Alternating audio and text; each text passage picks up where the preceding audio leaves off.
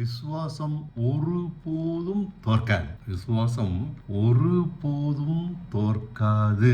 இந்த ஒரு அஷூரன்ஸை தான் நம்ம கத்துக்கிடுறதுக்கு கஷ்டமா இருக்கு. நான் கத்துக்கிட்டு தான் ஆகணும். நீதிமானாக்கும் அவர் தீர்மானத்தை நம்மை நீதிமானாக்கும் அவர் தீர்மானத்தை நம் குறைகள் தடுக்காது, நம்முடைய பலகீனங்கள் தடுக்காது, நம்முடைய மதியீனங்கள் தடுக்காது. அது எப்படின்னு பார்ப்போமா? ஆபிரகாம் விசுவாசித்தான், அது அவனுக்கு நீதியாக எண்ணப்பட்டது. ரோமர் 4:20 அப்படிதான் சொல்றாரு. அவன் நடத்தையால் நீதிமான் அல்ல, விசுவாசத்தினால். தேவனை விசுவாசித்ததால் அவன் நீதிமான். நடத்தையை வச்சு ஆண்டவர் அவனை நீதிமான் சொல்லல. நம்மையும் நம்ம நடத்தையை வச்சு நீதிமான்னு தீர்க்க போறது இல்லை. இப்படி விசுவாசத்தை வச்சுத்தான். உன் சந்ததி இவ்வளவாக இருக்கும் என தேவன் அறிவித்த போது தன் மனைவி பிள்ளை பெறும் வயதை கடந்த போதிலும் தேவன் சொன்னபடி செய்ய வல்லவராக இருக்கிறார் என்று நம்பினான். இந்த நம்பிக்கை தான் விசுவாசம். இதுதான் தேவனுக்கு பிடிக்கிறது. பாராட்டுகிறார். பாவியை நீதிமானாக்க நம்மிடம் இந்த விசுவாசத்தை எதிர்பார்க்கிறார். நல்லவனை அல்ல, பாவியை, திருத்த முடியாதவனை, தன் முயற்சினால் அடைய முடியாத கீழ்ப்படிந்த வாழ்க்கையை நாம் விசுவாசிக்கும் போது அவர் ஏற்படுத்துகிறார் நம்மிடம். இதை ஆபிரகாமிடம் பார்க்கிறோம். தேவன் கொடுத்த நம்பிக்கையால் அவன் கீழ்ப்படிந்தான். குழந்தைக்கு பிஸ்கட் கொடுத்த பின் விரும்புகிற வேலையை சொன்னால் அது செய்கிறது. பயந்து அல்ல, விரும்பி மனதார. விசுவாசத்தினால் உண்டாகிற கீழ்ப்படிதலும் இப்படி விரும்பி கீழ்ப்படிவதாக இருக்கும். நியாயப்பிரமாண கட்டளைகள் கீழ்ப்படியாதவர்களுக்கு ஆக்கினையே வாக்கு பண்ணுகின்றன. அது பயந்து நடக்க சொல்லித் தருகிறது. நியாயப்பிரமாண கீழ்ப்படிதல் வேதனை உள்ளது மட்டுமல்ல, பலவீனமானது, நிலையானதும் அல்ல. பயம் போய்விட்டால் கீழ்ப்படிதலும் போய்விடும். ஆபிரகாமும் மனமோந்து கீழ்ப்படுகிறான், பயந்து அல்ல. விசுவாசத்தினால் வரும் கீழ்ப்படிதலோ ஆபிரகாமின் கீழ்ப்படிதல் போல நிலையானது. ஆகையால் தேவன் விசுவாசத்தினால் வரும் கீழ்ப்படிதலையே விரும்புகிறார். தேவன் கொடுத்த வாக்கின்படி செய்வார் என்று நம்பி நாம் கீழ்ப்படுகிறோம். இதையே தேவன் நீதியாக எண்ணுகிறார். ஆனால் நான் பார்த்தபடி கிறிஸ்தவர்கள் பயந்துதான் வாழ்க்கையை நடத்தி கொண்டிருக்கிறார்கள். விசுவாசத்தினால் உண்டாகிற மனதார வரும் கீழ்ப்படிதலை அவர்கள் கற்கவில்லை. இது சுவிசேஷம் அல்ல.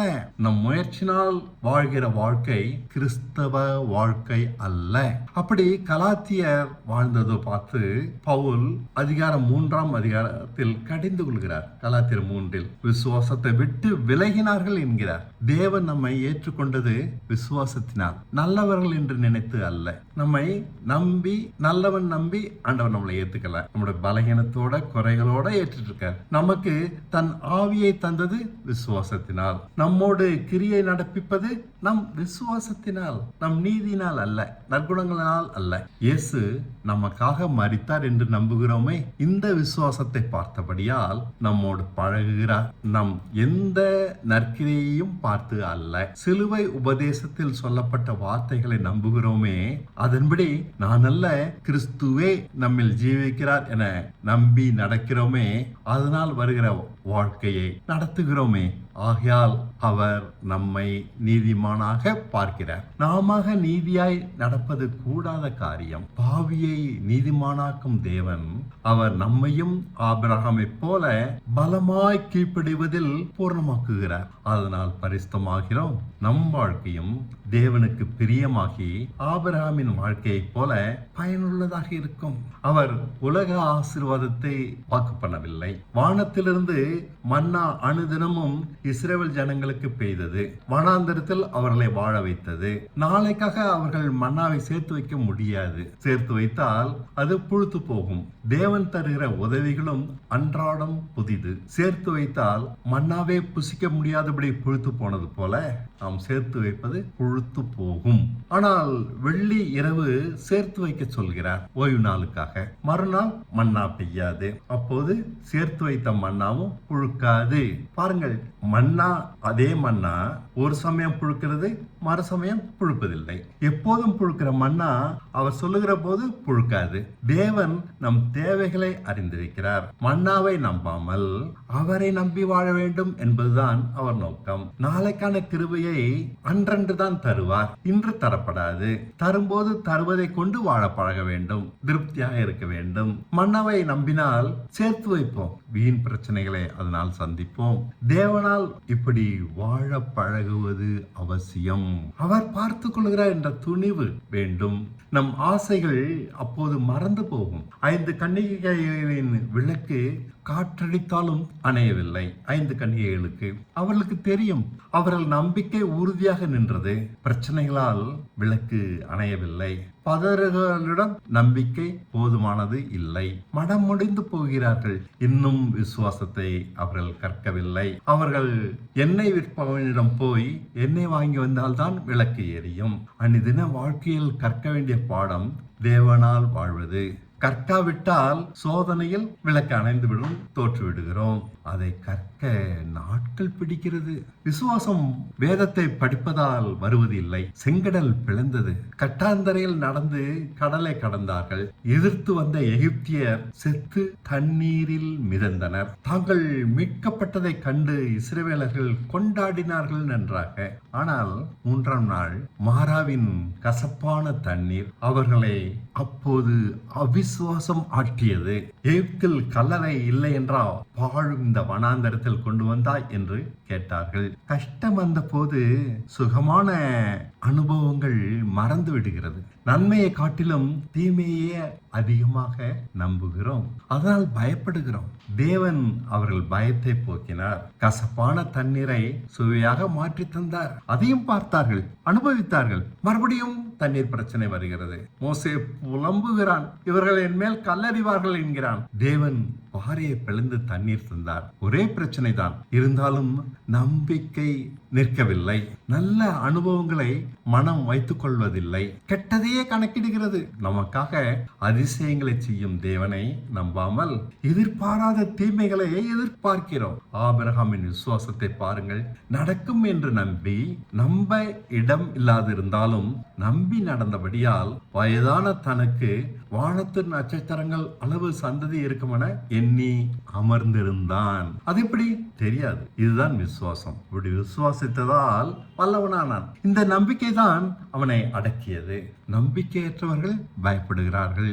சீனாய் மலைக்கு சென்ற மோசேக்கு என்னவாயிற்றோ? வனாந்தரத்தில் நம்மை இனி யார் நடத்துவார் என்று எண்ணியபடியால் இஸ்ரவேலர்கள் தங்களுக்கு தேவர்களை உண்டாக்கினார்கள். நம்பிக்கை இழந்த மனுஷன் எதையும் செய்வான். ஆபத்தானவன் அவன். அவனை நம்ப முடியாது. எகிப்தில் 10 அற்புதங்கள் செய்து எகிப்தியரை அடக்கி இஸ்ரவேலை மீட்டது. செங்கடலை பிளந்தது. அனுதினமும் புசித்த மன்னா, மாராவின் கசந்த தண்ணீர் மதுரமானது. பாறையை பிளந்து தண்ணீர் தந்தது. மோசேயை கோலை உயர்த்தி நிற்க அமலேக்கியரை தோற்கடித்தது, விரட்டியது. இத்தனையும் நடந்த பின்பும் சுய புத்தியின்படிதான் யோசித்தார்கள். தங்களுக்கென்று தேவனை உருவாக்கினார்கள். அவர்களால் தேவனை நம்ப முடியவில்லை. விசுவாசம் வந்தால் சுய புத்தி அழியும். மாம்ச சிந்தை ஆவியின் சிந்தையாக மாறும். பாவ சுபாவம் அழியும். பரிசுத்தம் உண்டாகும். அதற்காக பலவித அற்புதங்கள் நம் வாழ்க்கையில் தேவன் செய்கிறார். பரிசுத்தம் உண்டாகாவிட்டால் தீப்பொறி இல்லை. தேவன் நம்மோடு போராடுவது நம் ஆசை இச்சைகளை அழித்து பரிசுத்தத்தை உண்டாக்க. இந்த ஒரு காரணத்துக்காக தான் அற்புதம் செய்யறாரு, நம்மளை நடத்துறாரு, எல்லாமே செய்யறாரு. ஆனா விசுவாசம் இல்லாதனால பரிசுத்தம் உண்டாக மாட்டேங்குது. ஆபிரகாமிடம் எளிதாக உண்டான விசுவாசம் இஸ்ரவேலரிடம் உண்டாகவில்லை. ஆபிரகாமும் சொந்த பந்தங்களை விட்டு தனியாக கூடாரத்தில் வாசம் பண்ண ஆரம்பித்தான். பிள்ளை இல்லை என்றால் எப்படி துடித்திருப்பான்? 100 வயது வரை துடிக்காமல் அனுதினமும் அமர்ந்திருக்க செய்தது எது? இவன் விளக்கு அணையவில்லை. பார்த்தீர்களா? பலவித பேரதிசயங்கள் கண்ட பின்பும் இஸ்ரவேலர்கள் நம்பிக்கை அணைந்து போகிறதே. தங்கள் பொன் ஆபரணங்களை கழற்றி தந்து தங்களுக்கென பொற்கன்றுக்குட்டி செய்ய சொல்கிறார்கள். நம்பிக்கை தந்தும் இவர்களை திருத்த முடிகிறதா? நினைத்தபடி செய்ய ஓடுகிறார்கள். சுய புத்தியின்படி நடக்கிற இவர்களை எப்படி பரிசுத்தமாக்குவது? ஆபிரகாமிடம் உண்டான தீப்பொறி இவரிடம் உண்டாகவில்லை, மாற்றம் வரவில்லை. நம்மிடமும் தான். நம் புத்தி அடங்கினால்தான் ஆவியின் சிந்தை உண்டாகும். மாம்ச சிந்தை அழியும். சுயநலமான சிந்தை தான் மாம்ச சிந்தை. ஆவியின் சிந்தைனா தேவன் பார்த்துக் கொள்றான்ற தைரியம், இளைப்பாறுதல் அப்போது உண்டாகும். அநேக தருணங்களில் இளைப்பாறுதலை இழந்து விடுகிறோமே. நம் புத்தி எவ்வளவாய் ஆட்டம் போடுகிறது. நம்புவதற்கு ஏதுவில்லாதிருந்தும் நம்புவதுதான் விசுவாசம். ஏதுவில்லாதிருந்தும் நம்புவதுதான் விசுவாசம். நம்புவதற்கு ஏதுவில்லாதிருந்தும் நம்புவதுதான் விசுவாசம். ஆபிரகாமிடம் பார்க்கிறோம். நட்சத்திரங்களை பார்த்து எண்ணிக்கொண்டு 100 வயது வரைக்கும் உட்கார்ந்து இருக்கிறார். தேவன் அநேக அற்புதங்கள் செய்யதும் நம்ப முடியவில்லை என்றால் பாவியை நீதிமானாக்கும் அவர் ஏமாற்றம் அடைகிறார். எகிப்தியர் கடலில் செத்து மிதக்கின்றனர். அமலேக்கியரை யுத்த அனுபவமற்ற இஸ்ரவேலர்கள் சண்டை செய்து ஜெயிக்கிறார்கள். ஆனாலும் நம்பிக்கை வரமாட்டேன் என்கிறது. 5 கன்னிகைகளின் விளக்கு அணைந்தபடியால் அவர்கள் புறக்கணிக்கப்பட்டார்கள். இவர்களை எப்படி நீதிமானாக்கும் செயலுக்கு தேவன் ஏற்றுக்கொள்வது? சபைகள் விசுவாசத்தை பிரசங்கிப்பது இல்லை. நீதிமானாகும்படி நாம் நற்கிரியைகளால் பிரயாசப்படுகிறோம். பாத்தீங்களா? வேற ஒரு வழி, நம்மளே கண்டுபிடிச்ச வழி. நற்கிரியைகளால் நம்மளை நீதிமானாக்க பார்க்கிறோம். கிருபையால் ரட்சிக்கப்படாமல் கிரியைகளால் ரட்சிக்கப்படுவது வஞ்சிக்கிற உபதேசம். விசுவாசம் உண்டாக்குகிற கீழ்ப்படிதல் வேறு, நம் முயற்சினால் வருகிற கீழ்ப்படிதல் வேறு. இவைகள் போலிகள், ஒருவனையும் தேவசாயலில் கொண்டு சேர்க்காது. புத்தர், காந்தி போல நற்கிரியைகளால் தங்களை ரட்சிக்க கிறிஸ்தவர்கள் முயலுகிறார்கள். இதற்கும் இயேசுவுக்கும் சம்பந்தம் இல்லை. நான் அறிந்து விசுவாசத்தால் நீதிமானாகிற வாழ்க்கையை கிறிஸ்தவர்களிடம் நான் இதுவரை பார்த்தது இல்லை. விசுவாசம் இல்லாவிட்டால் சபை ஏது, போதனை ஏது? போராட்டம் இல்லாத வாழ்க்கையே நமக்கு கிடைக்கிறது. தேவன் பலவித அற்புதங்கள் செய்தாலும் நம்மிடம் பரிசுத்தம் ஏது, மருத்துவம் ஏது? மாறியவர் இல்லை. பணத்தை நேசிக்காதவர்களை காணவில்லை.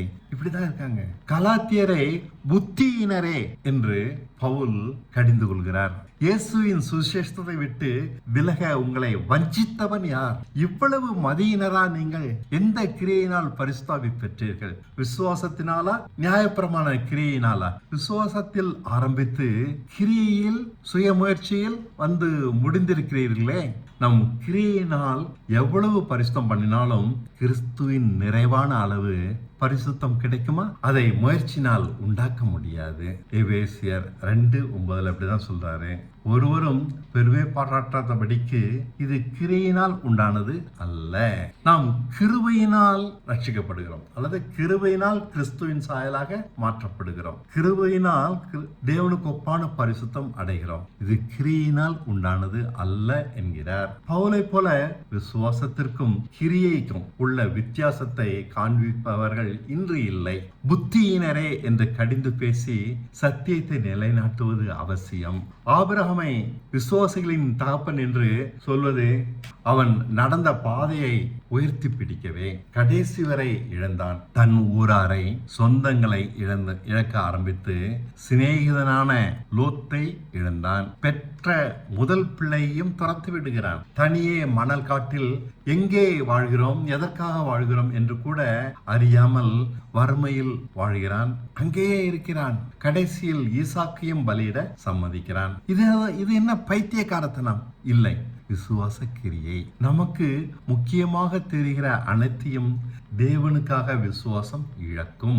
கடைசி வரை தேவன் சொன்னபடி இழந்து கொண்டே இருக்கிறான். அவன் ஈசாக்கோடும் யாக்கோபோடும் கூடாரத்திலேயே சும்மா வாழ்ந்து முடிக்கிறான். எதையும் வாழ்க்கையில் சாதிக்கவில்லை. வாழ்நாள் முழுக்க தனக்கு பிரியமாய் வாழாமல் தேவனுக்கு பிரியமானவைகளையே செய்தான். பரிசுத்தம் இதன் பலன், முடிவோ நித்திய ஜீவன். விசுவாச வழி இது, வேறு வழி இல்லை. இந்த வழியில் தேவ அங்கீகாரம் உண்டு, மனுஷர்களுடைய அங்கீகாரம் கிடையாது. அவனை தனக்கு பயப்படுகிறவனாக கண்டேன் என தேவன் பாராட்டுகிறார். 6000 வருடங்கள் ஆகியும் இன்றும் அவனுக்கு கொடுத்த வாக்கை நிறைவேற்றுகிறார். வேதத்திலேயே தேவனுடைய பாராட்டை பெற்ற ஒரே மனுஷன் ஆபிரகாம். எனக்கு என்ன சொன்னாலும் அவன் எனக்கு கீழ்ப்படுகிறான். இதுதான் ஆண்டவருக்கு பிடிச்சிருக்கு. நமக்கும் இதே போல நடத்துவார் இல்லையா? நமக்கு சபை கட்டடம் இல்லை என்றாலும் தேவ ஐக்கியம் இருக்கிறது. இதனால் விசுவாசம் என்ற போதனை இருக்கிறது. பரிசுத்தமாகுதல் இதன் பலன், முடிவோ நித்திய ஜீவன். பல விதங்களில் நெருக்கப்படுகிறோம். விசுவாசிப்பதால் இவைகள் நம்மை கொழுந்து விட்டு எரிய செய்கின்றன. நம் விளக்கு அணைவதில்லை. இனி நான் இல்லை, கிறிஸ்துவே நம்மில் பிழைத்திருக்கிறார் என்று நம்புகிறோம். இது உடன்படிக்கை. தேவன் நம்மோடு செய்திருக்கிறார். தேவன் இதன்படி செய்வார். உடன்படிக்கை மறந்து நாம் மாறிவிடுவோம். ஆனால் அவர் மாறுவதில்லை. அவர் செய்த உடன்படிக்கை இது. இதில் மாறாமல் தேவன் நிலைத்திருப்பதை பல தருணங்களில் பார்க்கிறோம். அவர் ஒரே வேலை நம் பிரச்சனை மத்தியில் நம்மை பரிசுத்தப்படுத்தி நீதிமானாக்குவது. பிரச்சனை மத்தியில கொண்டு வச்சுதான் பயத்தெல்லாம் நீக்கி தைரியத்தை கொடுத்து நீதிமானாக்குறார். அப்புறம் பிரச்சனைக்கு வழிகாட்டுறார். விசுவாசத்தை காத்தால் போதும். நம் வேலையை செம்மையாக ஆபிரகாமிடம் செய்தது போல செய்து முடித்து விடுவார். 11 நாட்களில் கடக்க வேண்டிய தூரம் இஸ்ரவேலர்கள் கடக்க 40 வருடம் ஆயிற்று. ஏன்? அவர்களில் விசுவாசியாதவர்கள் அனைவரும் அழியும் வரை தேவன் காத்திருந்தார். ஒரு தலைமுறை அழிந்தது, அடுத்த தலைமுறை பிரவேசித்தது. மோசேயும் வாக்குத்தத்த தேசத்தில் பிரவேசிக்கவில்லை. சாதாரண யோசுவா ஜனங்களை விசுவாசத்தில் நடத்தினான். இளைப்பாறுதலில் பிரவேசிக்க பண்ணினான். வாக்குத்தத்த தேசத்தை பிடித்து கொடுத்தான். கிட்டத்தட்ட 40 லட்சம் ஜனங்கள் பாலும் தேனும் ஓடுகிற தேசத்தை பிரித்து கொண்டார்கள். தேவன் வல்லவராக இருந்தாலும் இவர்களை நடத்த முடியவில்லை. தேவன் வல்லவராக இருந்தாலும் விசுவாசியாத இவர்களை நடத்த முடியவில்லை. பாவியை நீதிமானாக்க அவரால் முடியும். ஆனால் விசுவாசிக்கிறவர்கள் அவரிடம் இல்லை. விசுவாசிக்கிறவர்களை இன்றும் பரிசுத்தப்படுத்துகிறார். அவர்கள் முடிவோ நித்திய ஜீவன். இயேசு தண்ணீர் மேல் நடந்தார். மரித்தோரை உயிரோடு எழுப்பினார். 5000 பேருக்கு அப்பமும் மீனும் கொடுத்தார். தண்ணீரை திராட்சை ரசமாக ஆக்கினார். உண்மை இல்லை என்று சொல்வோமா? இல்லை, நாம் நம்புகிறோம். ஆனால் நமக்கு நேரிடுகிற பிரச்சனைகளில் விசுவாசிப்பவர்கள் யார்? அவர்களே இளைப்பாறுதலில் பிரவேசிக்கிறார்கள். நம்மிடம் விசுவாசம் இருக்கிறதா இல்லையா என நம் சோதனைகள் விளக்கமாக நமக்கே காண்பிக்கின்றன. இஸ்ரவேலர்கள் விசுவாசிக்கவில்லை என்று சொல்கிற நாம் சோதனைகள் மத்தியில் தைரியமாக நடக்கிறோமா? அதுதான் நம் முடிவை தீர்மானிக்கும். போராட்டங்கள் தான் நம் விசுவாசத்தை காண்பிக்கின்றன. கர்த்தர் வீட்டை கட்டாராகில் கட்டவர்களுடைய பாடு வீண். கர்த்தர் நம்மை நடத்தாவிட்டால் எவ்வளவு விசுவாசித்தாலும் பிரச்சனை தீராது. இயேசுவின் சாயலாக முடியாது. தீப்பொறி மாம்ச சிந்தை எரிந்து சாம்பலாகும். நம் புத்தியும் யுக்தியும் நிற்காது. இதுதான் பரிசுத்தமானவனின் அடையாளம். தேவசித்தம் எதற்கும் தடை இருக்காது. இனிதே அவை நிறைவேற்றப்படும். இளைப்பாறுதல் பிரச்சனைகள் மத்தியில் உண்டாகி இருக்கும். தீப்பொறி ஓடுகிறவர்கள் எல்லோரும் ஓடுகிறார்கள். பந்தய பொருளை ஒருவனே பெற்றுக் கொள்கிறான். கவனம் இல்லாதவன் எப்படியும் தோற்று போய் விடுவான். எப்படி? கவனம் இல்லாதவன் எப்படியும் தோற்கத்தான் செய்வான். கவனம் இல்லாதவன் அதான் நடந்துகிட்டு இருக்கு. போராட்டங்களை பார்த்து ஓடி விடுகிறோம். போராட நமக்கு இஸ்ரவேலர்கள் போல மனம் இல்லை. ஜெயிக்க தீர்மானித்தவன் போராட தயங்க மாட்டான். பார்வோனின் அடிமைத்தனத்திலிருந்து விடுதலை ஆகிவிட்டார்கள். ஆனால் மனமோ எகிப்தின் அடிமை வாழ்க்கையின் மேல் லயித்து கிடக்கிறது. மனம் மாறவில்லை. இப்போதும் அடிமை போலவே சிந்திக்கிறார்கள். அடிமையாக வாழ்ந்தவர்கள் எகிப்தின் கன்றுக்குட்டியை ஆராதிக்கின்றனர். மோசேயை காணோம் என்றவுடன் எகிப்தில் பார்த்த கன்றுக்குட்டியை இங்கு செய்கின்றனர். பிரச்சனைகளுக்கெல்லாம் மாம்சத்தின்படி சிந்தித்து முடிவெடுக்கிறார்கள். நம்மை போல தேவனிடமிருந்து உதவி வரும் என்று காத்திருக்க தெரியவில்லை. மலைமேல் சென்ற மோசே திரும்பி வரமாட்டான். தேவன் மறந்து நம்மை கைவிட்டார் என்று தீர்மானித்து விட்டார்கள்.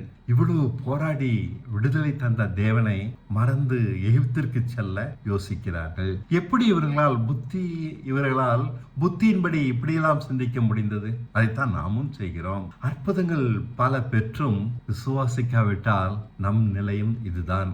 விசுவாசம் மாம்ச சிந்தையை அழிக்கும், ஆண்டவர் பார்த்துக் கொள்வார் என்ற நிச்சயம் தந்து அமைதி காக்கும். இஸ்ரவேலர்கள் காதேஷ் பர்னேயா என்ற இடத்திற்கு வந்தார்கள். தூதர்களை அனுப்பி வாக்குத்தத்த தேசத்தை வேவு பார்க்க தேவன் சொன்னார். முடிவான இடம் இதுதான். 11 நாட்கள் பயணம், 40 வருடமாக நீண்ட இடமும் இதுவே. வேவு பார்த்தவர்கள் திரும்பி வந்து சொன்னது இஸ்ரவேல் ஜனங்களின் மனதை குலைத்து போட்டது. ஐயோ, இப்படி ஆகிவிட்டதே, ராட்சதர்கள், நாமோ வெட்டுக்கிளிகள். அப்பா, நம் பிரச்சனை பெரிது. ஆம், பெரிது.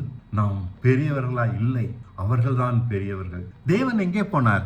2 வருடமாக விசுவாசிக்காத இவர்களோடு பொறுமை காத்த தேவனே மனமயங்கி விட்டார். சிந்திக்காத இவர்களோடு போராட முடியவில்லை. அவர்கள் அழிவரை வனாந்தரத்திலேயே மன்னாவை தின்று தின்று தின்று தின்று 40 வருடமும் கைவிட்டு விட்டார். காலை மேகம், இரவு அக்கினி ஸ்தம்பம். மோசே இல்லை, பாதுகாப்பு இருக்கிறது. தேவன் இவர்களோடு பேசவில்லை. 40 வருடமும் அதே வாழ்க்கையை வாழ்கிறார்கள். அற்புதமாக மன்னாவை தின்று மேகஸ்தம்பத்தின் கீழேயும் அக்கினி ஸ்தம்பத்தின் கீழேயும் பாதுகாப்பா வாழ்ந்து கொண்டிருக்கிறார்கள். அவர்கள் சந்ததிகள் நடப்பவைகளை கொண்டு சிந்தித்தன. இங்கதான் ஆரம்பிக்கிறது விசுவாசம். சிந்திக்க சிந்திக்க விசுவாசம் உண்டாகிறது. போராட தைரியம் வருகிறது. பழைய மாம்ச சிந்தை பலவீனப்பட்டது. எகிப்தின் எண்ணங்கள் மறைந்தன. அடிமைத்தன சிந்தை மறைந்தது. பயந்து பயந்து வாழ்ந்தவர்கள் மறைந்து விட்டனர், செத்து போயிட்டனர். புதிய தலைமுறை வித்தியாசமாக யோசித்தார்கள். கன்றுக்குட்டியை நினைத்து வெட்கப்பட்டனர். மோசே எழுதிய கட்டளை பலகையை அவனே உடைத்து போட்டான். தேவனால் முடியுமானால் நம்மாலும் முடியும். ஒரு மௌன புரட்சியே உண்டானது. இதற்கு பல நாட்கள் சென்றது. வனாந்தரம் சிந்திக்கும் இடமாக மாறியது. புடமிடப்பட்டார்கள். பார்வையில் வெட்டுக்குழியாக இருக்கிற நாம் ஜெயிக்க முடியுமா? கிறிஸ்துவின் சாயல் சின்ன விஷயமா? ஆவிக்குரிய சிந்தையா? மாம்சமான நாம் எப்படி அவைகளை அடைவது? குழிக்குள் போகிறவரை மாம்சத்தை யாராலும் ஜெயிக்க முடியாது. பாவத்திற்கு முற்றுப்புள்ளி வைக்க யாராலும் முடியாது. வேத விற்பனர்கள் இப்படி சொல்கிறார்கள். மத தலைவர்கள் சொல்கிறார்கள். இன்று ராட்சச தலைமுறையை எதிர்ப்பதா? முடியாது. மாம்சத்தின் கிரியை ராட்சசர்களாக இன்று தெரிகிறார்கள். முடியவே முடியாது. கிறிஸ்துவின் நிறைவு பாலும் தேனும் தான். இருந்தாலும் இது எப்படி சாத்தியம்? திரும்ப அடிமையாகவே வாழ்வோம், எகிப்திற்கே போய்விடுவோம் என்கிறார்கள். இதுதான் தேவனை கைவிட கட்டாயப்படுத்தியது. தேவனையே கட்டாயப்படுத்தியது. தேவன் வழி போகிற இருதயமுள்ளவர்கள் என்று, என்னுடைய வழிகளை அறியாதவர்கள் என்று சொல்லி, என்னுடைய இளைப்பாறுதலில் பிரவேசிப்பதே இல்லை என்று சொல்லி ஆணையிட்டார். எபிரேயர் 3:10-11. ஆதலால் நான் அந்த சந்ததியை ஆரோசித்து, அவர்கள் எப்போதும் வழி போகிற இருதயமுள்ள ஜனம் என்றும் என்னுடைய வழிகளை அறியாதவர்கள் என்றும் சொல்லி, என்னுடைய இளைப்பாறுதலில் அவர்கள் பிரவேசிப்பது இல்லை என்று என் கோபத்திலே ஆணையிட்டேன் என்றார். பாருங்க, மாம்ச சிந்தை தேவனுக்கு விரோதமான பகை. ஆமாம், இதுதான் அவிசுவாசத்தினால் வரக்கூடிய மரணம். பயப்படுகிறவன் மேல் அவர் ஆத்துமா பிரியமாயிராது. விசுவாசிக்கிறவனை அவர் நடத்தி பரிபூர்ணப்படுத்துகிறார். யோசுவாவும் காலேபும் வேவு பார்த்த தேசம் உண்மையில் பாலும் தேனும் ஓடுகிற தேசம்தான் என்றார்கள். அவர்கள் பார்த்ததில் வித்தியாசம் இல்லை, பார்த்த விதத்தில் தான் வித்தியாசம் இருக்கிறது. தேவனுக்கு முன் இந்த ராட்சதர்கள் ஒன்றுமில்லை என்றார்கள். மாம்சத்தின் கிரியைகள் தேவனுக்கு முன் ஒன்றுமில்லை. நம் பலவீனங்கள் ஒன்றுமில்லை. நம் மதியினங்கள் ஒன்றுமில்லை. பழுதற்ற குற்றமற்ற ஒருவரும் கண்டிக்க முடியாத வாழ்க்கையை தேவனால் வாழ வைக்க முடியும். இதுதான் விசுவாச கண்ணோட்டம். ஆரம்பத்தில் பார்த்த வசனத்துக்கு திரும்ப வருவோம். ஆபிரகாம் விசுவாசித்தான், தன் சரீரம் செத்து போனதை எண்ணாதிருந்தான். பார்க்கிற நட்சத்திரங்கள் அத்தனையாய் தன் சந்ததி இருக்குமென நம்பினான். நட்சத்திரங்கள் அவனுக்கு சொல்லுகிறது. இதுதான் அவனை நீதியாக எண்ண வைத்தது. நாம் எப்படி பழுதற்ற வாழ்க்கையை மாம்சமான நாம் கண்டிக்க முடியாதபடி வாழ முடியுமா? தேவனால் நம்மிடம் இதை செய்ய முடியும். விசுவாசிக்கிறவர்கள் ஒரு பக்கமும், தன்னால் முடியாதென விசுவாசியாதவர்கள் மறுபக்கமும் விழுகிறார்கள்.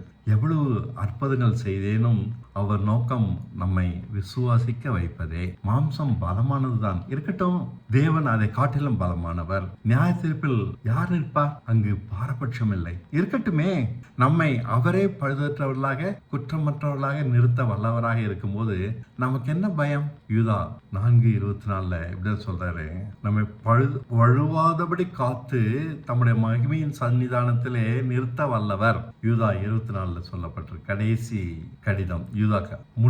பைபிளுடைய முடிவே அப்படிதான் இருக்கும். அவர் ஒருவரே ஞானம் உள்ளவர். அவரால் முடியும் போது நமக்கு என்ன பயம்?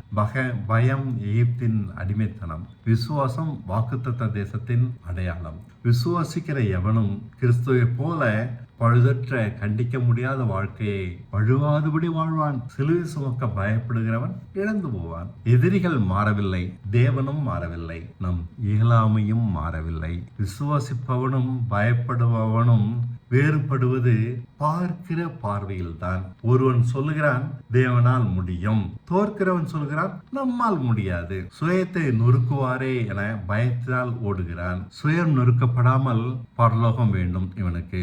எவ்வளவு பெரிய அற்புதம் செய்தாலும் இவர்கள் மனம் மாறாது, போராட தைரியம் வராது. யோசுவாவும் காலேபும் வித்தியாசமாக பார்த்தார்கள். தேவன் நம்மோடு இருக்கிறார். ராட்சதர்களின் பாதுகாப்பு அழிந்தது, அவர்களுக்கே பாதுகாப்பு அழிஞ்சு போச்சு. தேவன் நமக்கு ஜெயம் தருவார். இவர்கள் நம்பிக்கை தேவன் மேல் துணிந்தார்கள். பயமுறுத்த போதியதாக ராட்சதர்கள் இல்லை.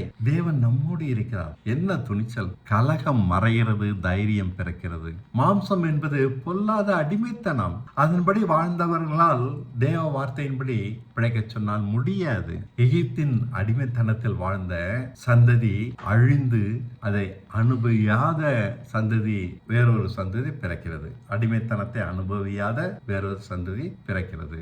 அவர்கள் காலையில் மேகஸ்தம்பத்தையும் இரவில் அக்கினி ஸ்தம்பத்தையும் பார்க்கிறார்கள். தினமும் தவறாமல் மன்னாவால் போஷிக்கப்படுகிறார்கள். அவர்கள் வஸ்திரம் 40 வருடமாகியும் கிழியவில்லை, செருப்பு தேயவில்லை, நடந்த கால்கள் வீங்கவில்லை. சண்டை போட தெரியாவிட்டாலும் அமலேக்கியரோடு போராடி ஜெயித்தார்கள். புதிய சந்ததி வார்த்தையின் வல்லமையை அறிந்திருக்கிறபடியால் மாம்சத்தின்படி சிந்திக்கவில்லை, வசனத்தின்படி சிந்தித்தார்கள். மாம்சம் எதிரியாக தெரியவில்லை. சுய புத்தியின்படி சிந்திக்காமல் இருப்பதே மிக பெரிய விடுதலை. எப்படி? சுய புத்தியின்படி சிந்திக்காமல் இருப்பதே மிக பெரிய விடுதலை. சுய புத்தியின்படி சிந்திக்காமல் இருப்பதே மிக பெரிய விடுதலை. அடுத்து பிரச்சனை, இழப்பு.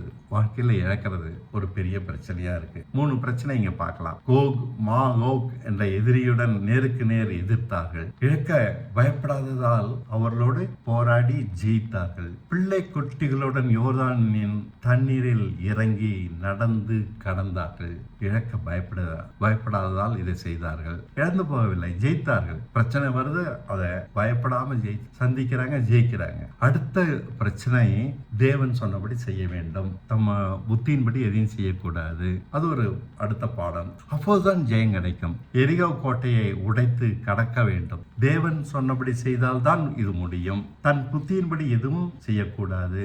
அவர் காண்பித்தபடியே 7 நாட்களும் பொறுமையாய் சுத்தி சுத்தி சுத்தி சுத்தி வந்தார்கள். எப்படி? கோட்டை விழுந்து விட்டது. ஜெயித்து வாக்குத்தத்த தேசத்துக்குள் பிரவேசித்து விட்டார்கள். நம்ப முடிகிறதா? நம்பி செய்தார்கள். தேவன் சொன்னபடி தான் ஒவ்வொரு பிரச்சனையும் வாழ்க்கையில கையாளணும். இது 2வது பாடம். நாமும் கிறிஸ்துவின் சாயலாக புத்தியின்படி சிந்திக்க கூடாது, வார்த்தையின்படி சிந்திக்க வேண்டும். இழக்க வேண்டியவைகளை இழந்துதான் ஆக வேண்டும். நமக்கு பிரியமானவைகளை, முக்கியமானவைகளை, அவசியமானவைகளை தேவ நடத்துதலின்படி பயப்படாமல் இழக்கிறோம். தன் ஜீவனையும் வெறுத்து என்ற வார்த்தையை நிறைவேற்றுகிறோம். பிள்ளை குட்டிகளுடன் உயிரை கொடுத்து வசனம் நிறைவேறும் என நம்பிக்கையுடன் துணிந்து காண்பிக்கிறபடி செயல்படுகிறோம். ஒவ்வொரு பிரச்சனையும் தேவன் காண்பிக்கிறபடி செய்கிறபடியால் விடுதலை ஆகிறோம். பிரச்சனைகளால் மேற்கொள்ளப்படாமல் வெளியே வந்து விடுகிறோம். தேவனால் மேற்கொள்ள முடியாத பிரச்சனை இல்லை. வாக்குத்தத்த தேசம் கிறிஸ்துவின் சாயல் என்றால் அதை சொந்தமாக்கி கொண்டாட போகிறோம். மோவாப் பிரதேசத்திலிருந்து மோசே வாக்குத்தத்த தேசத்தை பார்க்கிறார். விசுவாசியாத ஜனங்கள் வனாந்தரத்திலேயே மடிந்து போகிறார்கள். விசுவாசித்த சந்ததியா உற்சாகமாக வார்த்தை நிறைவேறும் என்று சிந்திக்கிறார்கள். 40 வருடங்கள் கடந்து விட்டது. புறப்பட்ட காலத்தில் இருந்த ஜனங்கள் இப்போது இல்லை. சந்தேகங்கள், கேள்விகள், முறுமுறுப்புகள், திரும்பி போய்விடும் என்ற கலகங்கள் இப்போது இல்லை. காணோம், போய்விட்டது. பொங்கியோடும் யோதானை பார்த்து கலங்கவில்லை. துணிந்து பிள்ளை குட்டிகளுடன் ஆடு மாடுகளுடன் இறங்கி தண்ணீருக்குள் இறங்கி பிரியாத தண்ணீருக்குள் இறங்கி நடக்கிறார்கள். முன்னே சென்ற ஆசாரியர்கள் கால்பட ஆறு விலகி நின்றது. வார்த்தையின்படி சிந்தித்தார்கள், மாம்சத்தின்படி சிந்திக்கவில்லை. சிந்தையும் செயலும் மாறி இருந்தது. தடுமாற்றம் இல்லாமல் கடந்தார்கள். எரிகோவை நொறுக்கினார்கள். இந்த தைரியம் எங்கிருந்து வந்தது? மாறிவிட்ட சந்ததி. பழையபடி சிந்திப்பார் ஒருவரும் இல்லை. பழைய அனைவரும் 40 வருட இடைவெளியில் மரித்து போனார்கள். வார்த்தை நிறைவேறும் என்ற துணிச்சலால் முடியாத அனைத்தையும் சாதித்தார்கள். வாக்குத்தத்த தேசத்தில் எதிர்ப்பவர்கள் முறியடிக்கப்பட்டார்கள். இவர்கள் சிந்தை மாறியவுடன் சூழ்நிலையே மாறிவிட்டது. பாருங்க ஐயா, சிந்தை மாறின உடனே சுற்றில் இருக்க சூழ்நிலையே மாறிவிட்டது. தொட்டதெல்லாம் ஜெயந்தான். சொந்த வீட்டிற்குள் நுழைவது போல நுழைந்து வீடு தோட்டங்களை பிடித்து கொண்டார்கள். தேசத்தை அவர்களுக்குள் பங்கு போட்டுக் கொண்டார்கள். சண்டை இல்லை, சச்சரவு இல்லை, சகலமும் சமாதானமாக சந்தோஷமாக முடிந்தது. தேவ வார்த்தை நிறைவேறுவதை பார்த்தார்கள், அனுபவித்து மகிழ்ந்தார்கள். இதனால் எங்கும் மன நிறைவாக இருந்தது. பலவந்தம் பண்ணி தேசத்தை சொந்தமாக்கினார்கள். பலவந்தம்னா இதான், இது எனக்கு முடியும், என்னுடையது, இது என் சொந்தம், உரிமையா எடுத்துக்கிட்டாங்க. வனாந்தர வாழ்க்கை அவர்களை கடினப்படுத்தி இருந்தது. எகிப்தின் வாதைகள், செங்கடல், சந்தித்த எதிரிகள், மன்னா, கூடார வாழ்க்கை, வாதையும் பாம்பும், வனாந்தர தனிமை, மறக்க முடியாத வடுக்களை உண்டாக்கி இருந்தது. அது தந்த தைரியம் அடங்க மறுத்தது. அவர்கள் போராட அசரவில்லை. பின் எகிப்தை நினைக்கவில்லை. விசுவாசம் அவர்களை வித்தியாசமாக சிந்திக்க வைத்தது. பயத்தை மறந்தார்கள். எதிரிகள் தூசுகளாக தெரிந்தார்கள். ஜெயம் மட்டுமே அவர்கள் அனுபவமாக மாறியது. விசுவாசத்தினால் ஒருவன் பிழைப்பான், சாக மாட்டான். நீதிமானாக்காமல் விசுவாசம் ஒருவனை விடாது. அவன் ஆசை இச்சைகளை நிறைவேற்ற விசுவாசம் உதவாது. தேவ சித்தத்தை நிறைவேற்றி முடிக்கும் விசுவாசம் ஒருபோதும் தோற்காது. கிருபையின் வேலை இது. நம் திறமையால் வந்தது அல்ல. நம் குற்றம் குறைகள் நீதிமானாக்கும் அவர் தீர்மானத்தை தடுப்பதில்லை, தடைப்படுவதும் இல்லை.